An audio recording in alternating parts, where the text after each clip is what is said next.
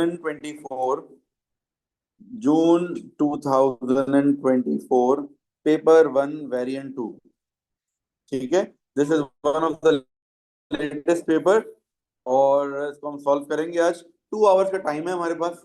ठीक है, और ये क्वेश्चन पेपर होगा मेरे ख्याल से 80 मार्क्स का। अब जो क्वेश्चन आ रहे हैं ना, हमारे नए पेपर आ रहे हैं 2025 ऑनवर्ड हुए हैं 100 मार्क्स के, लेकिन उसमें भी टाइम उतना ही है, उसमें भी टाइम। अच्छा भाई, here are the 5 temperatures in degree centigrade. Write these temperatures in order starting with the lowest. ये टेम्परेचर ऑर्डर में लिखें। सबसे लोएस्ट कौन सा है इनमें से बताओ। उसके बाद नेक्स्ट क्या है, उसके बाद नेक्स्ट, बस हो गया starting. Right these numbers in order of size starting with the smallest. अच्छा, इसमें क्या करना होगा, सबको पहले डेसिमल में कन्वर्ट कर लो। 0.45 है, 40% मतलब 0.4 और 3/8। 3/8, 3/8 के लिए क्या करेंगे, ये देखो 3 और ये 8। ठीक है, लॉन्ग डिवीजन कर लेंगे इसमें। अगर हम ये डेसिमल लगा लें तो 30 हो जाएगा। 8 3 = 24, 6 बच गया। फिर 0 आ जाएगा, 8 7 = 56, 4 बच गया। फिर 0 आ जाएगा, 8 5 = 40। यानी कि अगर हम देखें तो ये 0.375। अब इन तीनों में से अगर हम देखें सबसे स्मॉलेस्ट कौन सा नंबर हो गया, 3/8 सबसे स्मॉलेस्ट है। दूसरे नंबर पे क्या है, 40%। थर्ड पर है 0.45। This is the final. Next, shade one more small square in the diagram. Shade one more small square so that the diagram has one line of symmetry. One line of symmetry के लिए पहले line of symmetry बनाएंगे हम। Line of symmetry बनेंगे तो ये shade हो जाएगा। ठीक है, इसकी रिप्लेसमेंट में इसका now shade one more small square so that the diagram will have a rotational symmetry order 2. Rotational symmetry order 2 के अंदर क्या करना है, रोटेशनल सिमेट्री ऑर्डर 2 के अंदर एक ट्रिक मैंने आपको बताई थी जिसमें नंबरिंग करते हैं। ऑर्डर 2 का मतलब है 2 बार नंबरिंग रिपीट होगी, 1 2 3 4 5 6 7 8, 1 2 3 4 5 6 7 8। ठीक है। अच्छा भी इसके लिए हम ये करेंगे कि हम देख लेते हैं कौन कौन से शेड है। 5 और 6 शेड हुए हैं, तो 5 और दूसरी तरफ वाला 6 भी शेड हो जाएगा। ठीक है, सेम नंबर के 0.25 लीटर्स आंसर। अच्छा भाई, आगे चलते हैं। Next, in the question all the dimensions are given in centimetres. Find the perimeter of the parallelogram. ये 11 है तो सामने वाली साइड भी 11, ये भी 6। 11 + 11 + 6 + 6, 11 + 11 कितना हो गया, 22 और 6 और 6 34 centimetres. The diagram shows the trapezium. The area of trapezium is 36. Find the value of y. Area of trapezium. Area of trapezium का फॉर्मूला होता है half into height into sum of parallel side.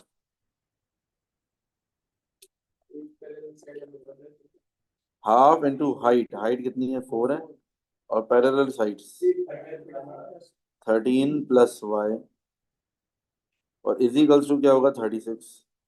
2 1 2 2 फिर 2 1 2 18 13 + y is equals to 18, y is equals to 5। वहीं पर Jack uses number cards to make a 2-digit number. Complete the missing card to give a 2-digit number that is not a prime number. That is not a prime number. ऐसा 2-digit number होता है जो prime number ना हो। देखें, prime number ना हो। अब ऐसा नंबर चाहिए 30, अगर मैं 3 लिख दूं तो 33 is not a prime number. वरना मैं और कुछ भी लिखूं, अगर मैं 1 लिखूंगा 13 क्या होता है, प्राइम नंबर होता है। मेरी बात सुनो, पूरी बात सुनो फिर से, देखो गौर से, सवाल आपने शायद समझे नहीं हो। ये पूरे नंबर की बात हो रही है, पूरे नंबर की ना।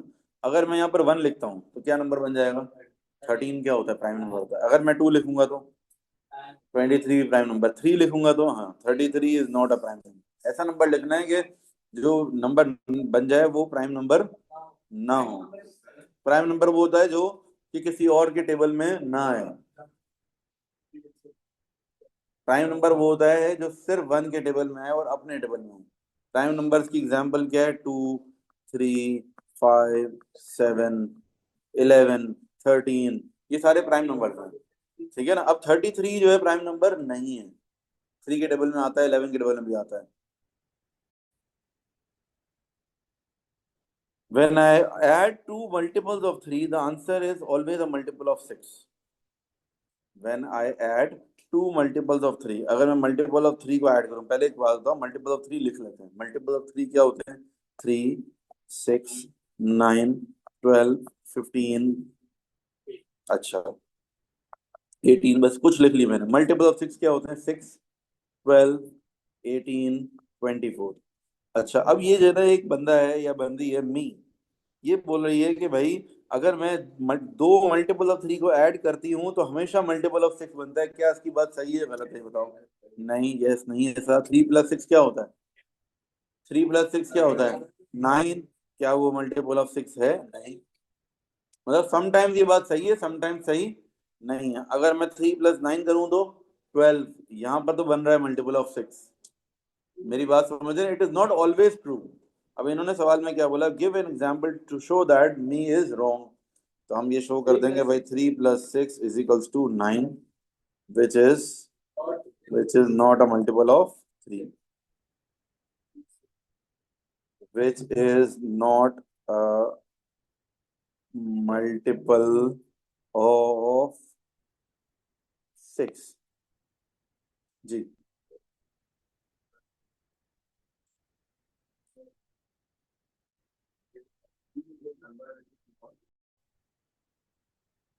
Next, work out 2/7 divided by 1/3।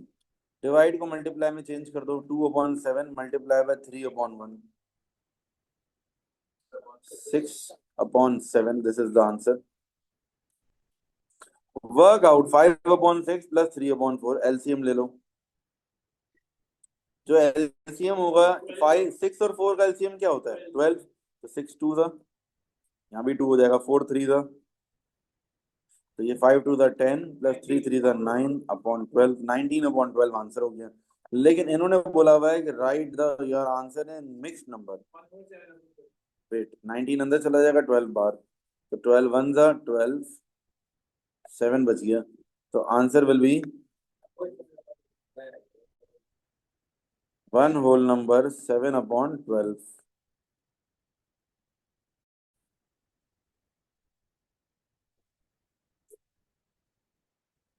Next question. A train leaves station A at 7:43 and the train arrives station at station B at 10:27. Work out the time the train takes to travel from station A to station B. बताओ, station ए से station B तक जाने का कितना time है? 7:43 और 10:27, कितना फर्क है बताओ? 7:43 है। पहले एक काम करो, 7:43 से 17 मिनट ऐड कर लो तो कितने पे पहुंच जाएगा ये 8:00 पे पहुंच जाएगा। फिर उसके बाद 2 आवर्स ऐड कर लो, तो ये 10 पर पहुंच गया। रुक जाओ, 10 पर पहुंच सही है। मैं एक तरीका बता रहा हूँ। पहले मैंने 17 मिनट ऐड कर लिया, राउंड फिगर पे आ गया 2 आवर से, फिर 2 घंटे ऐड किए। अब मैं क्या करूंगा? 27 मिनट्स ऐड कर लूंगा, तो 10:27 पर पहुंच जाएगा। मतलब तीनों ओवरऑल मैंने 17 मिनट्स, 2 आवर्स और वापस 27 मिनट्स। 17 मिनट्स, 2 आवर्स और 27 minutes.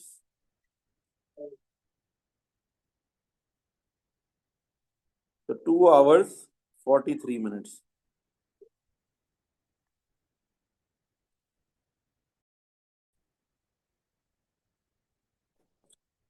A bus leaves the station at 6:25. It arrives at the airport at 7:05. The distance from the bus station to the airport 24 kilometers. Calculate the average speed of the bus. Average speed is equals to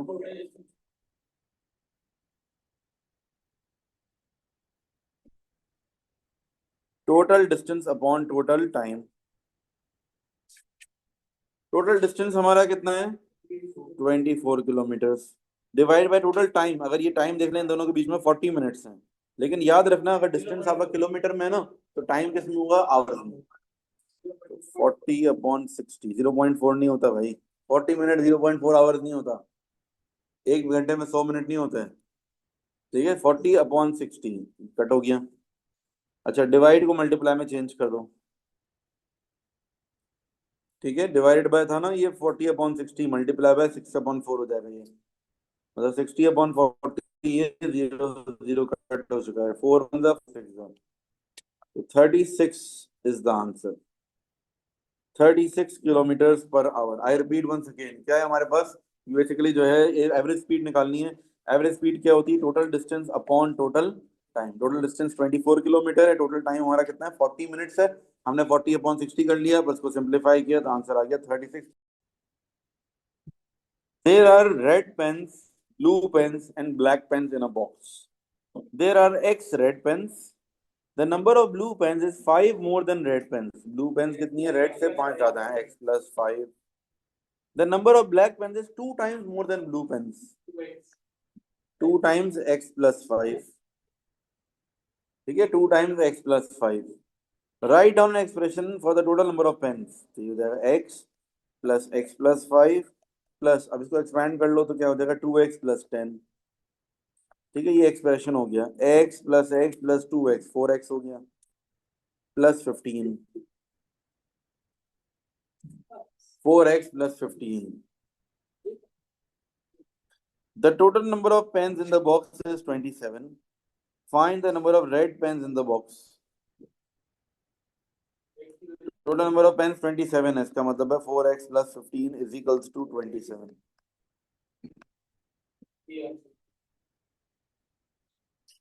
X is equals to 3 is the. The scale drawing shows part of a field A, B, C, D. The scale is 1 centimeter to 50 meters. Measure the bearing of C from B. Measure की बात हो रही है, construction वाला part है ये। ठीक है यहाँ पर आपने क्या करना है डी रखना है और मेजर करना है। Measure the bearing of B from bearing of C from B. B पे नॉर्थ बनाएंगे, नॉर्थ बना भाई ऑलरेडी। यहाँ प्रोटेक्टर रखो और मेजर कर लो।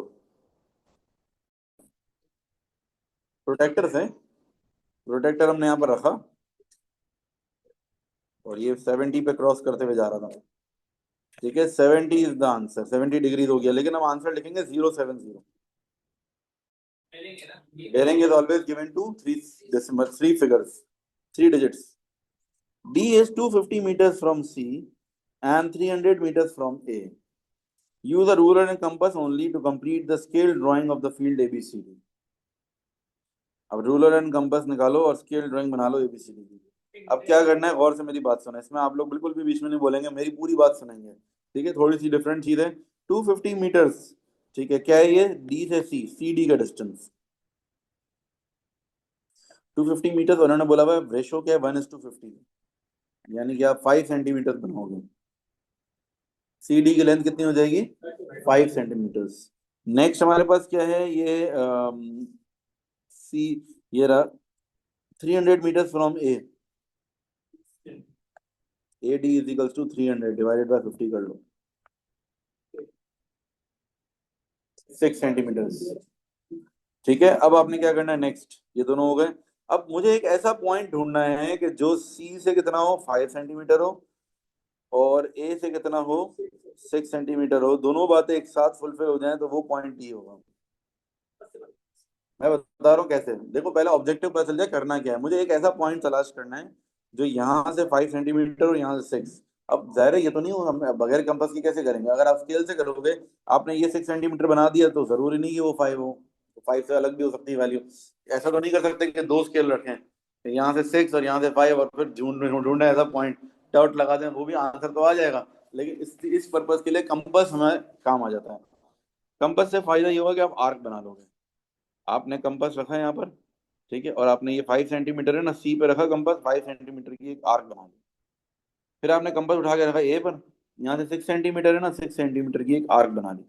जहाँ दोनों आर्क कट करेंगी ना ये वो पॉइंट हो जाएगा जो दोनों कंडीशंस को एक साथ फुलफिल कर ले। जरूरी नहीं है ऐसा पैरेललोग्राम बने, तो मैंने रैंडमली बनाया है। तो आपका कोई भी शेप बन जाएगा इस तरीके से। ठीक है, एक दफा वापस बता रहा हूँ होगा क्या। पहले हमने सी पे रखा, ये कितना है 5 सेंटीमीटर है ना, सी से लेकर डी तक एक आर्क बन गई। फिर हम रखेंगे कंपास को ए पर, यहाँ से 6 सेंटीमीटर एक आर्क ये बन गई। जहां दोनों आर्क कट कर रही होंगी वो मेरा पॉइंट क्या होगा, डी। और फिर मैं मेजर करके देखूंगा ना, ये 5 भी आ रहा होगा और ये 6 आ रहा होगा, दोनों कंडीशन फुलफिल हो रहे होंगे इस पॉइंट के ऊपर। ठीक है, तो ये पर्पज है कंपास यूज करने का कंस्ट्रक्शन में। चले आगे नेक्स्ट। अच्छा फिर क्या बोला हुआ एक और, there is a path across the field, the path is equidistant from A B and B C. अच्छा ये भी एक नया कॉन्सेप्ट है, equidistant from A B and B C. ये इसके अंदर क्या होता है, equidistant from A B and B C के लिए आपको एंगल बाइसेक्टर बनाना होता है। मतलब equidistant from two lines, इसके लिए क्या लिख लेंगे, इसके लिए क्या बनेगा, एंगल बाइसेक्टर। P1 में भी आया था, जल्द जो मैं लिखवा रहा हूँ वो लिखवे ना please. Equi distant from two points, अगर 2 पॉइंट्स से इक्वी डिस्टेंट होगा ना तो उसमें बनेगा परपेंडिकुलर बाइसेक्टर। Perpendicular bisector. अच्छा एंगल बाइसेक्टर क्या होता है, एंगल बाइसेक्टर ये होता है दो लाइन से इक्वी डिस्टेंट हो, ये रफ मैं बना भी लूं। जैसे ये दो लाइन है ना, इन दोनों का इक्वी डिस्टेंट, मतलब एंगल बाइसेक्टर वो होगा जो इन दोनों के बिल्कुल बीच से कट करे, इस एंगल को आधा कर दे। फॉर एग्जाम्पल ये एंगल अगर 80 है ना, तो ये 40 के दो हिस्से कर दे, उसके ऊपर 40 हो जाए नीचे 40। ठीक है ना, टेंजेंट तो बाहर से निकलता था ना, ये तो बिल्कुल बीच में से कट करके जा रहा है। अच्छा परपेंडिकुलर बाइसेक्टर क्या होता है, एक पॉइंट ए एक पॉइंट बी है, ये दोनों पॉइंट्स हैं, अगर मुझे परपेंडिकुलर बाइसेक्टर बनाना है, तो ये सेंटर में से लाइन बनेगी। मिड पॉइंट से लाइन पास होगी लेकिन वो 90 डिग्रीज पे भी होगी, दो बातें होनी चाहिए, एक तो मिड पॉइंट होना चाहिए और 90 डिग्रीज। ठीक है, मिड पॉइंट परपेंडिकुलर बाइसेक्टर में क्या होगा, अगर ये पॉइंट ए है ये पॉइंट बी है, इन दोनों का परपेंडिकुलर बाइसेक्टर बनाना है तो ए बी की लाइन बना लो, और इस लाइन को मिड पॉइंट से एक और लाइन कट करेगी, साथ साथ 90 डिग्रीज पे होंगी। दो कंडीशन एक साथ फुलफिल होनी चाहिए। ये वाली चीज जो है ना, इसको बोलते हैं परपेंडिकुलर बाइसेक्टर। बीच में ज्यादा कट करना है हाँ, लेकिन 90 डिग्रीज पर। अगर मेरी ये लाइन ये है, ये ए है ये बी है, अब क्या होगा, देखो ऐसी बनेगी, फिर उस हिसाब से सामने देखो, उस हिसाब से एडजस्ट करना पड़ेगा ना। अगर मेरी ओरिजिनल लाइन टेढ़ी है तो मुझे जो लाइन बनानी है वो भी फिर ऐसी ही बनानी है ना कि ये 90 डिग्रीज बने। अगर मैं यहाँ सीधी बना दूंगा तो 90 नहीं बनेगा ना फिर। ठीक है, ये आपको एडजस्ट करना है उस हिसाब से।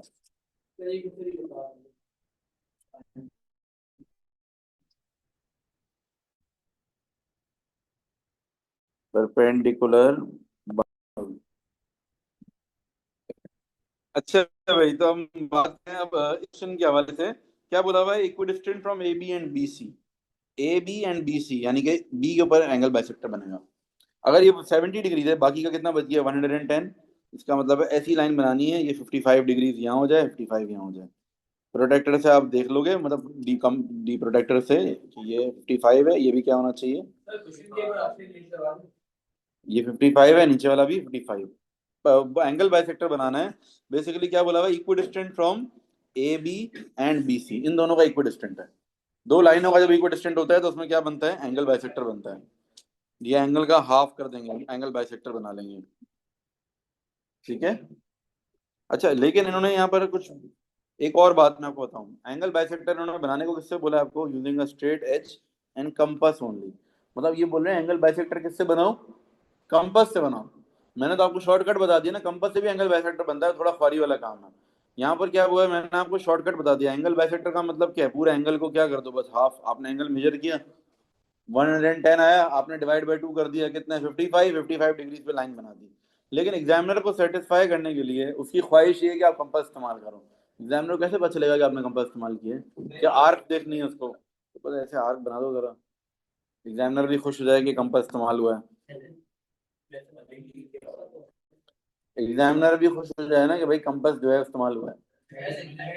देखिए वैसे मैं बताऊंगा जब जब सबके पास होगा, इंस्ट्रूमेंट भी नहीं है अभी सबके पास ना, राइट नाउ मैं ये बता देता हूँ, फिर किसी और दिन बता दूंगा कि किस तरीके से वो कंपास यूज करके करना है। बाद ये कंपास अभी इस वक्त मेरे ख्याल से सबके पास है नहीं, तो वेस्ट ऑफ टाइम है फिर। आगे चलते हैं, चलें, let's move forward. Next, by writing each number correct to one significant figure, वापस आ जाएं। By writing each number correct to one significant figure estimate the value of this. देखो अब सवाल है, असल में मसला है तुम लोग का इंग्लिश प्रॉब्लम। तुम लोग समझते हो कि इसका आंसर वन सिग्निफिकेंट फिगर पे देना है, ऐसा नहीं है।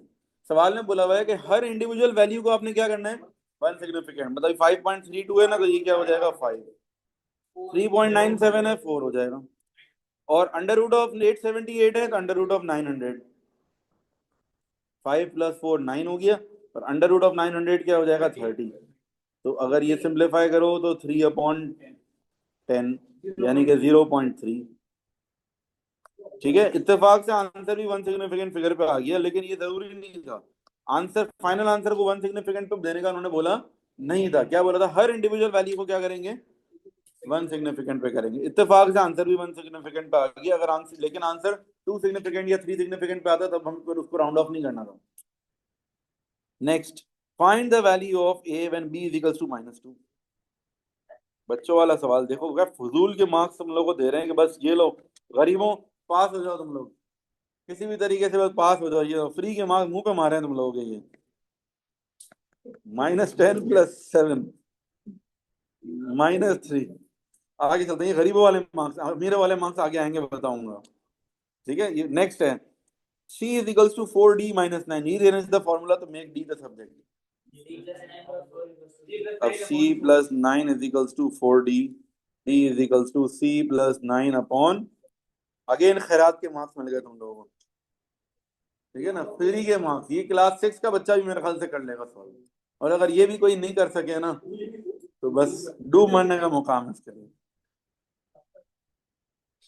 ठीक है, थैंक यू थैंक यू। अच्छा भाई आगे चलते हैं, find the relative frequency. Relative frequency की हम बात करें, रिलेटिव फ्रीक्वेंसी क्या होती है, it is another name for probability. Relative frequency is another name for probability. अब आप ये देखोगे कि हमारे पास क्या है, the find the relative frequency of receiving 0 to 5 phone calls. 0 से लेकर 5 तक फोन कॉल्स कितनी है, 9 डिवाइडेड बाय टोटल कितने हैं 20। पर लिखा वही है, मेहनत करने की जरूरत नहीं है, ऊपर लिखा हुआ है 20।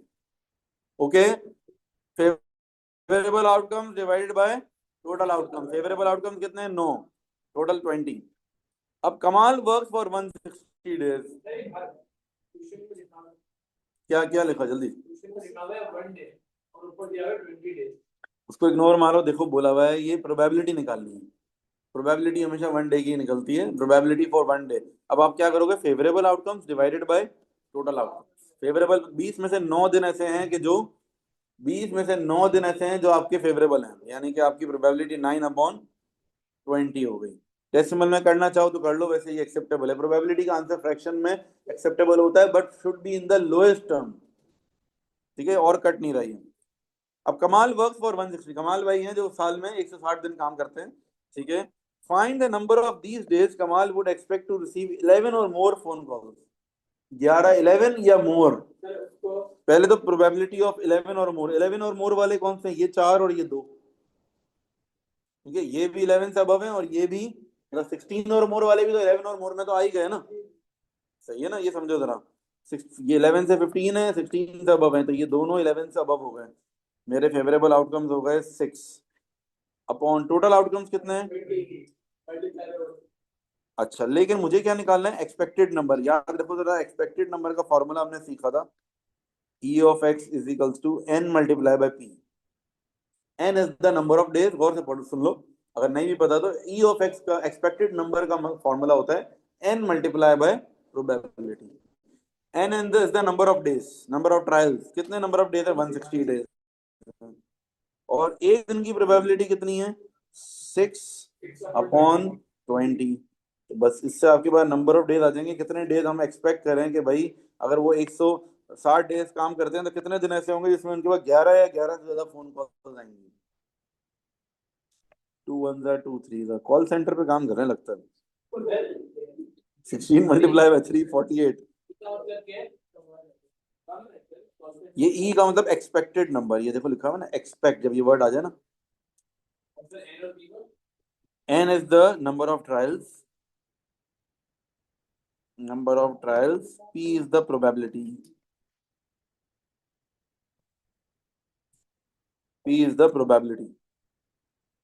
प्रोबेबिलिटी के चैप्टर में कॉन्सेप्ट ऐसे हमने पढ़ा हुआ है।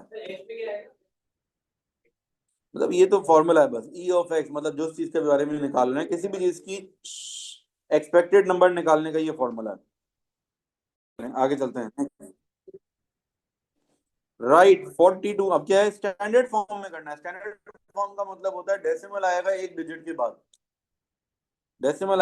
के बाद, one two three four five six, कितने हो गए डिजिट पीछे, यानी कि हमें चाहिए एक दो तीन चार पाँच छः सात, 4.2 multiply by 10 to the power of 7।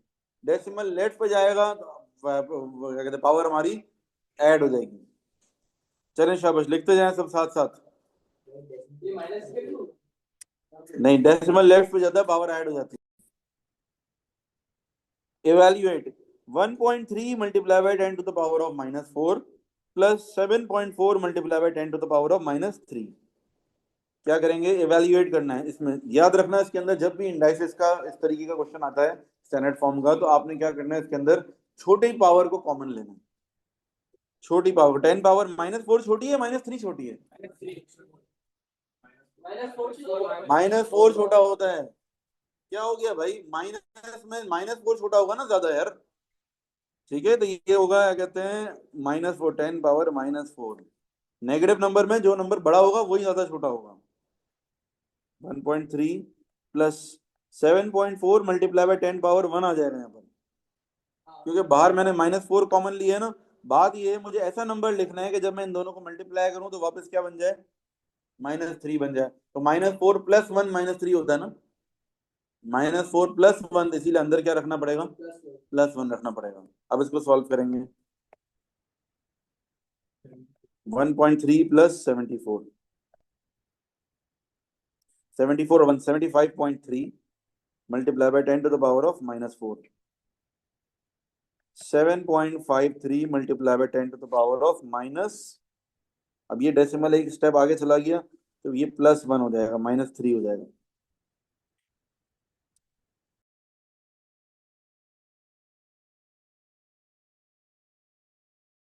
चलिए next, triangle ABC is very similar to CBD.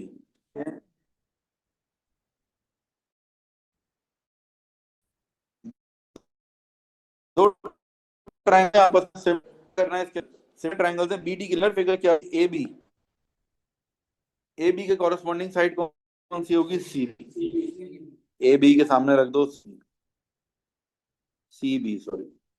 अच्छा मुझे निकालना क्या है, बीडी निकालना है। बीडी कौन से ट्राइंगल में, पहले वाले में या दूसरे में, दूसरे में, यहाँ बीडी रख दो, बीडी के सामने इसकी कॉरेस्पॉन्डिंग साइड। बस अब ये वैल्यूज पे पुट कर दो सब में। ए बी की लेंथ कितनी है, 5, बी सी की लेंथ कितनी है, 8, सी बी की लेंथ कितनी है, 8, और बी डी की लेंथ कितनी है, 8 multiply by 8 divided by 5, 64/5। Calculator नहीं होगा पेपर में, 64/5, 12 द 64 बच गया, down 5 8 the 40, 12.8।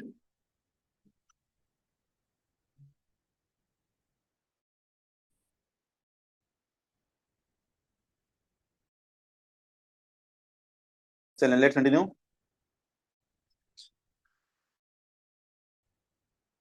The region R is defined then 2x, यानी कि यहाँ पर एक लाइन बनेगी y is equals to 2x। ठीक है, इसमें बनेगी x plus y is lesser than or equals to 4, तो x plus y is equals to 4, और x इज ग्रेटर देन 0, यानी कि y axis, x is equals to 0 जो होता है वो y एक्सिस होता है। y एक्सिस पर x इज इक्वल्स टू 0 होता है। अच्छा भाई y is equals to 2x है, एक लाइन हमारी दूसरी लाइन है x plus y is equals to 4 और थर्ड है y एक्सेस। y एक्सेस क्या होगा? x इज इक्वल्स टू 0 जो होता है ना, y एक्सेस होता है। x plus y is equals to 4 में क्या होगा? यहाँ भी 4 पे कट करेगा, यहाँ भी 4 पर, और ज्वाइन कर देंगे। ठीक है। अच्छा, अब हमने क्या करना है, y is equals to 2x है ना ये, तो y is equals to 2x के लिए आपको एक बॉक्स बनाना पड़ेगा, x और ये y। ठीक है, अच्छा बॉक्स में हमारे पास 2 पॉइंट चाहिए बस हमें। अब हॉरिजॉन्टल में देखो, दो बॉक्स वो चाहिए, 2 पॉइंट चाहिए, एक 0 रख लो और एक 1 रख लो। चलो, अगर मैं 0 रखूंगा, 0 पर 0 आ जाएगा, और 1 पर क्या आएगा? 2। कैसे इस इक्वेशन में पुट कर रहे हैं ना, x की जगह 0 डाला, आंसर भी 0 आ गया, x की जगह 1 डाला, आंसर क्या आ गया? 2। 0,0 एक पॉइंट हो गया, और 1,2 दूसरा पॉइंट हो गया। आपका सवाल आएगा, सर ये 0 और 1 कहाँ से लेकर आया हो? x की वैल्यू अपनी मर्जी से पूरे ग्रिड से कोई सी भी दो उठानी है, सही है। y की वैल्यू इक्वेशन में डाल कर आएगी, x की वैल्यू पुट करेंगे तो y आ जाएगा। देखो जरा गौर से पूरा ऑब्जर्व करो मैं क्या कर रहा हूँ। 0,0 एक पॉइंट हो गया मेरा, दूसरा पॉइंट हो गया मेरा 1,2। इन दोनों को ज्वाइन कर दो, इन दोनों को हमने कर दिया ज्वाइन। ठीक है। अच्छा, अब हमने क्या करना है, label the region R. Region R क्या होगा? रीजन आर वो होगा जो इन तीनों इनइक्वालिटीज को डिफाइन कर रहा है। तो बिल्कुल गौर से अटेंशन से मेरी तरफ सुने। y is greater then or equals to 2x, यानी कि ये जो लाइन थी, ये लाइन कौन सी थी? y is equals to 2x की। इस लाइन से ग्रेटर मतलब इस लाइन से ऊपर वाला रीजन चाहिए, यानी कि इस सारे रीजन की बात हो रही है। दूसरी इनइक्वालिटी क्या है? x plus y lesser than or equals to 4, मतलब इस लाइन के नीचे वाला रीजन लेसर देन है ना, तो यानी कि नीचे वाला रीजन। सही है। अच्छा, थर्ड क्या है हमारे पास? x is greater than 0, x is equal to 0, ये लाइन है इससे ग्रेटर राइट साइड पर, यानी कि हमारा रिक्वायर्ड रीजन कौन सा हो गया? ये हो गया। शेड करना है, शेड कर लो या लेबल कर दो, आर, रीजन आर। शेड भी कर दो और लेबल भी कर दो, ठीक है। आगे चलते हैं, next question number 17, angle properties of circle. Find the value of x. क्या होगा? देखो ये 120 है, साइक्लिक ऑर्डिनेटर लगा लो। साइक्लिक, अगर ये 120 है, सामने वाला क्या होगा? 60, लेकिन ये पूरा होगा, ये पूरा 60 होगा, हाफ नहीं। ये 20, मुझे बोलने दो यार, जब मैं पूछूंगा जब आप जवाब देंगे, बीच बीच में नहीं बोलो। देखो ये 20 है, जैसे मैं बोलता हूँ ना, रुकता हूँ तो आप बोलोगे मैं, ये 20 है तो ये भी क्या होगा?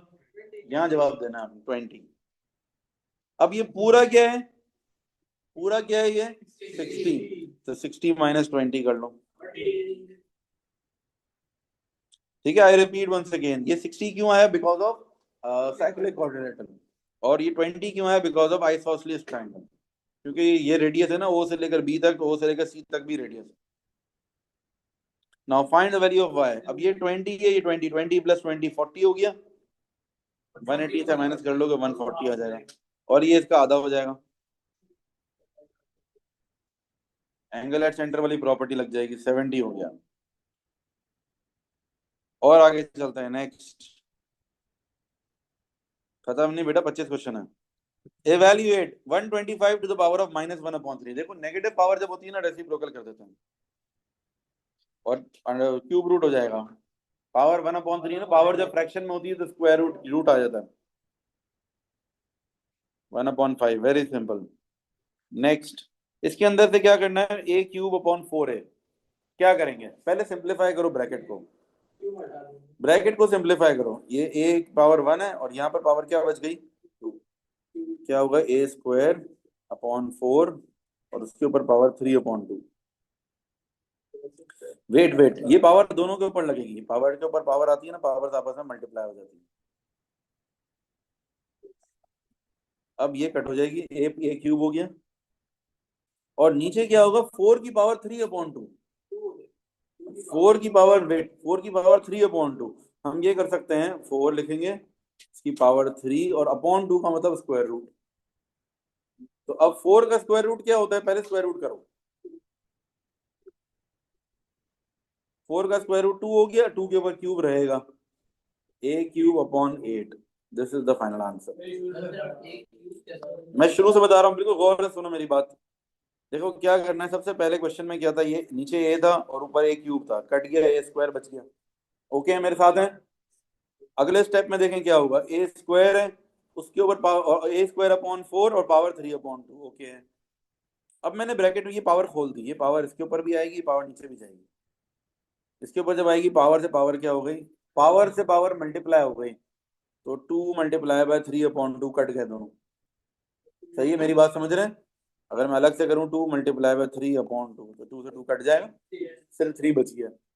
नीचे क्या है, 4 की पावर 3/2। 4 की पावर 3/2 का मतलब है ये 4 का क्यूब हो गया और स्क्वायर रूट। 4 का क्यूब और स्क्वायर रूट, 4 का स्क्वायर रूट क्या होता है, 2। ये 4 ये पावर 3/2 है तो 4 पे भी लग गई ना। और ये रूल है, जब भी पावर में ये फ्रैक्शन होता है ना, तो क्या होता है, ये स्क्वायर रूट लग जाता है। ये ऊपर वाली वैल्यू अंदर जाएगी और नीचे वाली बाहर आएगी। अब ये 2 लिखना अंडरस्टूड है ना, लिखते नहीं है 2, खाली रूट लगा हुआ तो स्क्वायर रूट ही होता है। बस तो फिर आंसर हो गया, ये 4 का स्क्वायर रूट 2 हो गया, 2 के ऊपर क्यूब लगा हुआ है तो 8। This is the final answer. The mass of bag of almonds is 125 grams, correct to the nearest gram. Write down the lower bound of the mass of the bag of almonds. Lower bound चाहिए 124.5. The mass of the box, large box is 500 grams, correct to the nearest 10. जब nearest 10 बोला होता है ना, upper bound और lower bound के लिए 5 add होता है, 5 माइनस होता है, ठीक है ना? 10/2, ठीक है। Upper bound lower bound rounding off के लिए इस्तेमाल होता है। करेक्ट टू नियरेस्ट 10 बोला हुआ है, नियरेस्ट 10 का मतलब है 10/2। आंसर क्या आ गया, 5। इसका अपर बाउंड हो जाएगा 505 और लोअर बाउंड होगा 495। गौर से मेरी बात सुनो, अपर बाउंड में क्या होता है, अगर फॉर एग्जांपल एक नंबर है जैसे ये 125, इसका अपर बाउंड क्या होगा, 125.5। 0.5 ऐड करोगे अपर बाउंड हो जाएगा, 0.5 माइनस करोगे तो लोअर बाउंड हो जाएगा, नॉर्मल कंडीशंस में। करेक्ट टू नियरेस्ट ग्राम बोला हुआ है तो। लेकिन जब नियरेस्ट 10 ग्राम बोलेंगे तो क्या हो जाएगा, नियरेस्ट 10 ग्राम बोला हुआ है तो फिर 0.5 नहीं ऐड होगा, फिर क्या ऐड होगा, 5 ऐड होगा।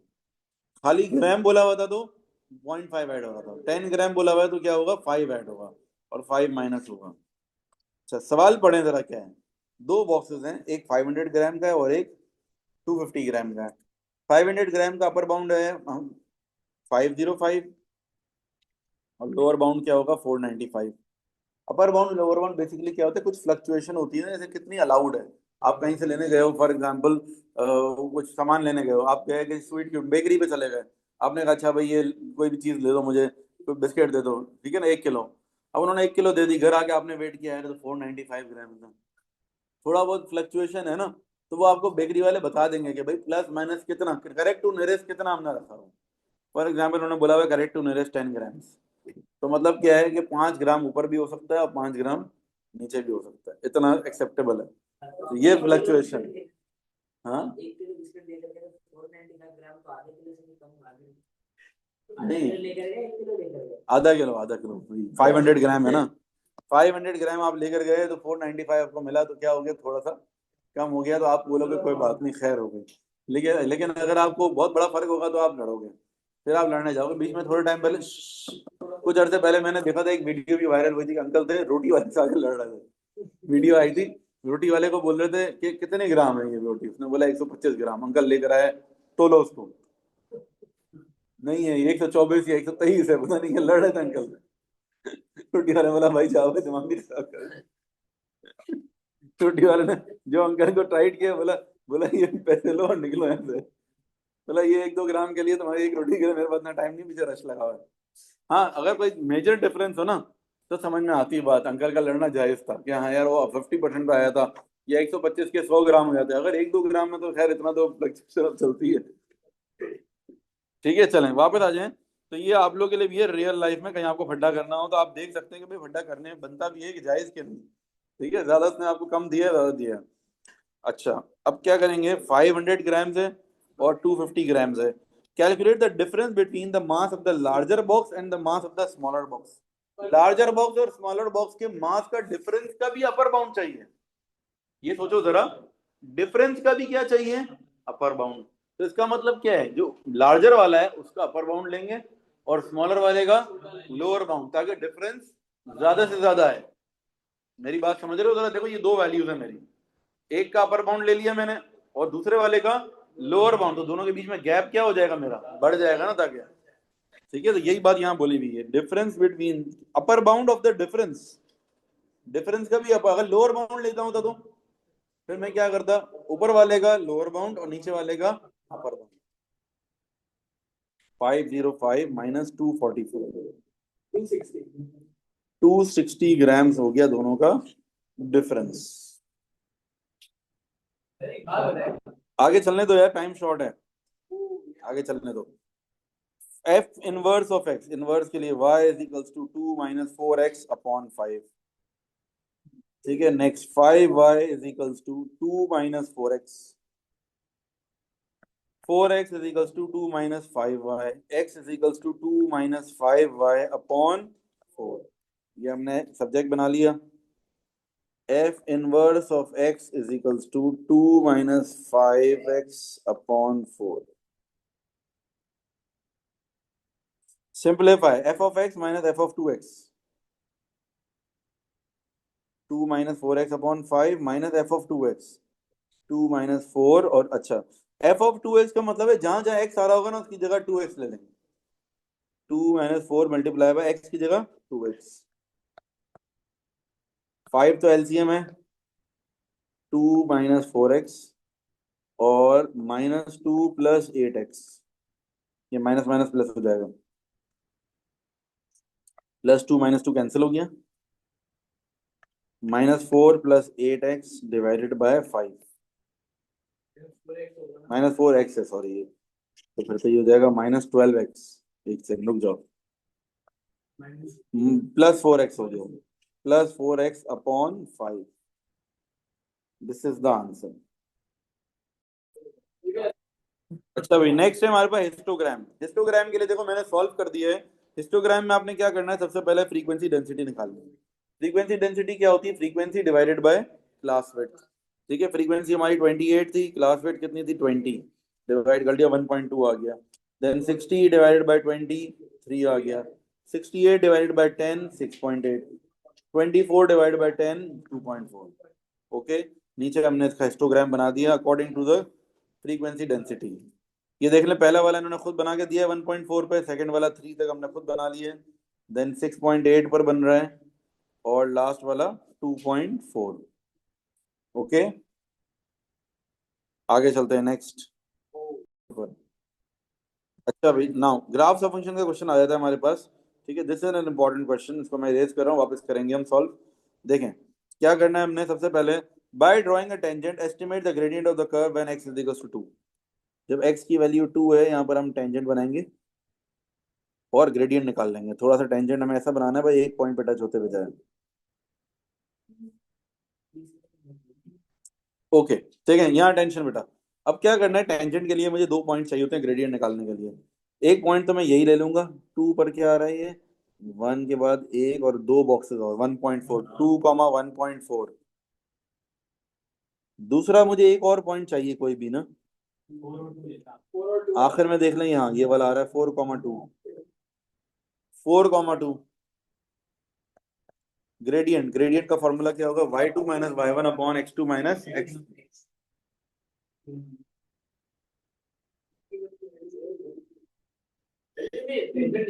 2 माइनस 1.4, लेट मी फिनिश, और 4 माइनस 2, 2 माइनस 1.4 क्या होगा, 0.6 डिवाइडेड बाय 2। पेपर 1 का क्वेश्चन है, calculator can not be used. 0.6 upon 2 0.3 हो जाएगा, तो ग्रेडियंट आ गया हमारा 0 पॉइंट। अच्छा, पार्ट बी जो है ये इंपॉर्टेंट है। पार्ट ए तो बहुत सिंपल था, टेंजेंट का ग्रेडियंट ही निकालना था। पार्ट बी में क्या करना है, जरा गौर से देखें बेटा, यहाँ पर बिल्कुल कंसंट्रेशन चाहिए मुझे आप लोगों की। पार्ट बी में क्या बोला हुआ है, ये वाली इक्वेशन है, इस इक्वेशन के अंदर y की जगह ऐसी क्या वैल्यू डालें कि इक्वेशन हमारी ये बन जाए। क्या सवाल किया मैंने, इस इक्वेशन में y की जगह ऐसी क्या एक्सप्रेशन पुट करें हम कि जो है ये बन जाए इक्वेशन। रुको, पहले तो एक बात बताओ, यहाँ पर 1 नहीं था, इसमें 1 नहीं था, यहाँ पर -1 डालना पड़ेगा ताकि वहां जाकर क्या हो जाए, +1। y इक्वल टू -1 तो डालना ही है। इसके अलावा ये क्या है, x/2 है, x/2, और यहाँ पर क्या है, -5x/2।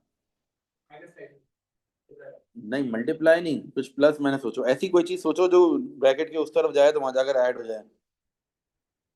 अगर मैं करूं +6/2x,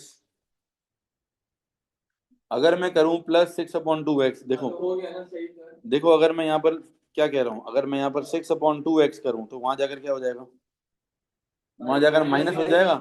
अब ऑलरेडी x/2 है, -6/2 है तो -5/2x आ जाएगा। जरा सोचो, थोड़ा सा इमेजिन करने की कोशिश करो, ट्रायल एंड एरर है। आप पे कुछ रखनी है वैल्यू, अगर वो सेट नहीं हो आप हटा दो, कोई और वैल्यू रख के देखो।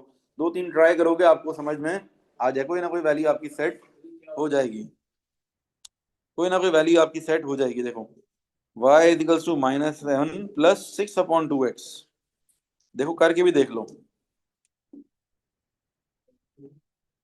ठीक है, -1 + 6/2x।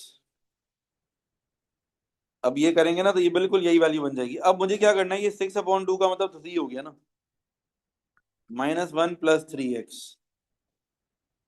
y equals to -1 + 3x। ये इक्वेशन बन जाएगी। इस इक्वेशन का हमें टेबल बनाना पड़ेगा, इक्वेशन प्लॉट करनी पड़ेगी। ठीक है, तो ये हो जाएगा आपका एक अब कोई से भी दो पॉइंट ले लो इस पूरी इक्वेशन, पूरी ग्रिड से, इस पूरे ग्रिड से कोई से भी दो पॉइंट ले लो, जीरो नहीं, एक नेगेटिव ले लेते हैं, एक पॉजिटिव, -1 और +1 ले लेते हैं। -1 और +1 ले लेते हैं। अगर मैं x की जगह -1 पुट करूंगा तो क्या आंसर आएगा, -4 हो जाएगा। और +1 पुट करूंगा तो +2। इतना बेसिक कैलकुलेशन नहीं हो रही तुम लोगों से। -1 पर -4 और +1 पर 2, इन दोनों को कर लो ज्वाइन। जहां ये टच करेंगे ना, सॉल्यूशंस का मतलब है पॉइंट ऑफ इंटरसेक्शन। जहां ये कट कर रहे हैं ना आपस में, वो हमारे आंसर हैं। जहां ये कट कर रहे हैं वो हमारे आंसर्स हैं। 1 2 3 4, -0.45, -0.45 आ रहा है एक तो।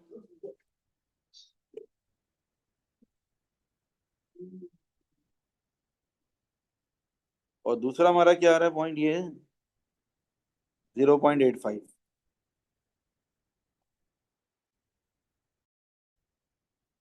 मैट्रिसेस आउट ऑफ सिलेबस नहीं करना हमें, आगे चलें। Question number 24, very simple question, बिल्कुल सिंपल इक्वेशन है, आम सी।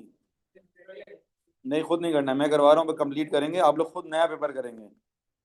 अच्छा भाई, क्या करना है, ये सबसे पहले तो आपने एलसीएम लेना है। एलसीएम ले लो, x-1 × x-3, x × x-3 -5 × x-1। ये डिवाइड हो रहा है, वहां जाकर क्या हो जाएगा, multiply. x² - 3x -5x +5 equals to x² - 3x -x +3। x² और ये वाला x² क्या हो गया, कैंसिल। -3x -5x क्या हो जाएगा, -8x। यहाँ पर होगा -4x +3। अच्छा, 3 को वहां भेज दो, -8x को यहाँ ले आओ। 8 is equals to -4x +8x, x is equals to 2। बिल्कुल सिंपल क्वेश्चन, 4 मार्क्स इन्होंने खैरात के दे दिए आपको, बिल्कुल फ्री के मार्क्स है, बिल्कुल फ्री के, एक आपने गिफ्ट में दे दिए इन्होंने आपको 4 मार्क्स। ठीक है ना, बस ये लो, जाओ खुश हो जाओ, पास हो जाओ। क्लास 7 का 6 का बच्चा भी कर सकता है, ये एलसीएम, बेसिक बेसिक एलसीएम है, बेसिक अलजेब्रा है बिल्कुल। Next question number 25, last, vectors का भी बहुत आसान सवाल है। O C B is a triangle such that, क्या बताया हुआ, O A ratio A C is 1:3। O A ratio A C is 1:3, अगर ये ए है तो ये क्या होगा, 3 है। Find the position vectors of x, find the position vectors of x. क्या करना है हमें, एक्स पोजिशन वेक्टर का मतलब ओ एक्स निकालना है। ओ एक्स निकालना है, ओ एक्स के लिए क्या करेंगे, O B plus B X, O B plus B X, B plus, अब बी एक्स निकालने के लिए क्या करना पड़ेगा, बी सी डिवाइड बाई 2। पहले BC निकालो अलग से। BC के लिए क्या करना पड़ेगा, -B+4A। 3 है नहीं 4 है, देखो यहाँ से यहाँ तक A और बाकी का 3 है, टोटल मिला के क्या हो गया 4 है। B plus -B+4A divided by 2। LCM ले लो 2। 2B-B+4A। 2B-B क्या हो जाएगा, B+4A divided by 2। B+4A divided by 2। This is the final answer. Okay, this paper is now complete. नहीं रखेंगे आज के लिए, अल्लाह हाफिज।